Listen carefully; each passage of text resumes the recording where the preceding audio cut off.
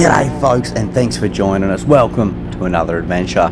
This weekend we're putting in at RiverHeads and we're heading deep up Susan. But first,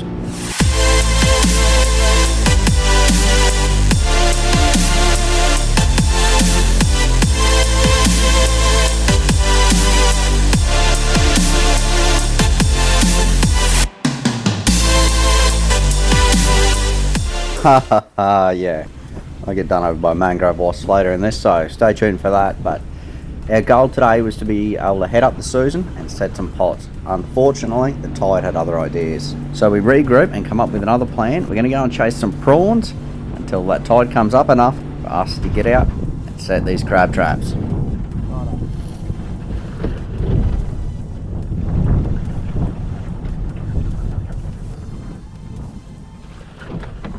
After running up and down this bank for a few hours casting it, and we end up with a bit over a kilo of good size eating prawns, but we figure it's about time to hit the Susan. It's a long run up. And that sun's going down, so better get a move on.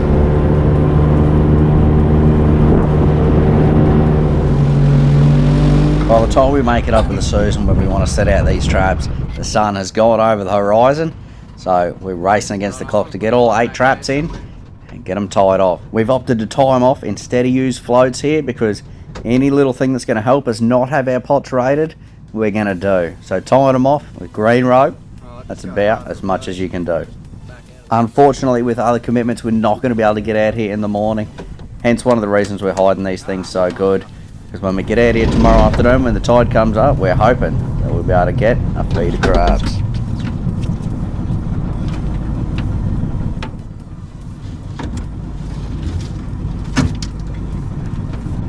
Right, that's the last pot in the water. Now it's time to pack this gear up and start the long run heading for home. We're going to use the moonlight to guide us because these waters can be pretty hard to navigate at night. But we'll be back here first thing tomorrow afternoon. That's now, by the way. Trudy Bobby's decided to come out and join us ripping in these pots, maybe chase a few more prawns. We'll see what the weather's doing. But those pots, that's the priority. On our way back up the Susan, but we're running out of water real quick, so we've got about an hour to get up and check these pots and get back out before we're stuck here till sometime tonight. Cleared all the yachts now, so time to get into it.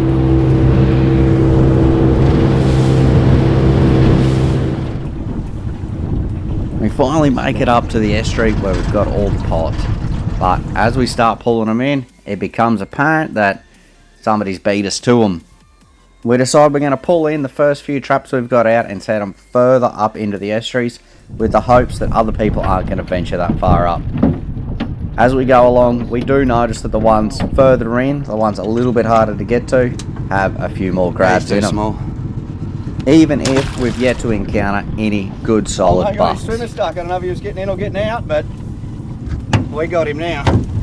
Get him unhooked. This unlucky buck, I'm not sure if he was heading in or out of the pot, but he's got stuck on the outside. And I reckon he might be legal. He's unlucky by a few mil. He's not the biggest buck, but since other people have been checking our pots for us, I'm taking. A good indication your pots have been checked is they're not where you left them, all the bait's gone and there's no crabs in there. This afternoon our pots check all those boxes. We're not going to dwell on it though. The tide hasn't gone out too far. See if we can chase up a few prawns.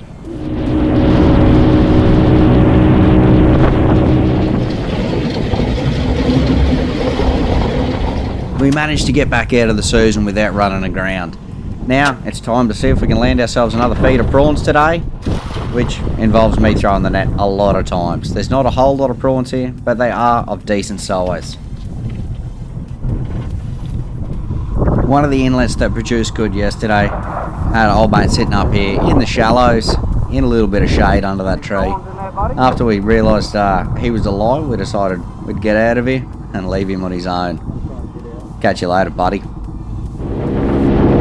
We cruised around with the outgoing tide chasing the prawns, but they never did school up in one big spot. We worked the banks and ended up getting not too bad of a feed out of it.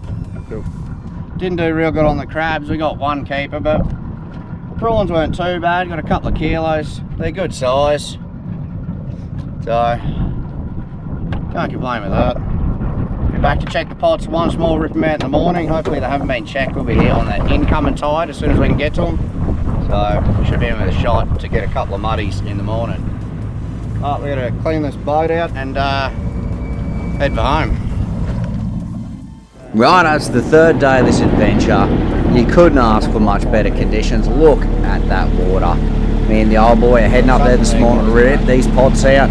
I've got to get back on the road and head back up to Gladstone. So hopefully with a feed of crabs, we've managed to get ourselves a feed of prawns. So let's just hope nobody's beat us at these pots this morning, and let's go and check them. Now the main difference between yesterday and today is all these pots have still got some bait in them. Yes, they've got some little crabs. I'm still hoping that we're going to pull up a good eater, but at least I know they haven't been raided. One little crab. He's got the rope wrap around him. One buck. Whew. Now we've got one solid buck in this pot. Now I need to get him out. We don't have many more pots to check, so I'm going to make sure we keep this guy. Looks like a good solid crab. He'd managed to pull the rope inside the pot, which I've never seen before. Maybe trying to pull himself out, but it hasn't worked.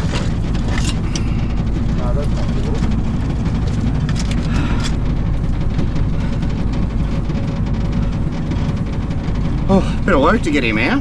Yep. No measurement required on him. He's got to be 18. Yep. Solid little fella. Well guys, that was all the crabs we caught. I wish I could say it was incident free, but let's not forget about this.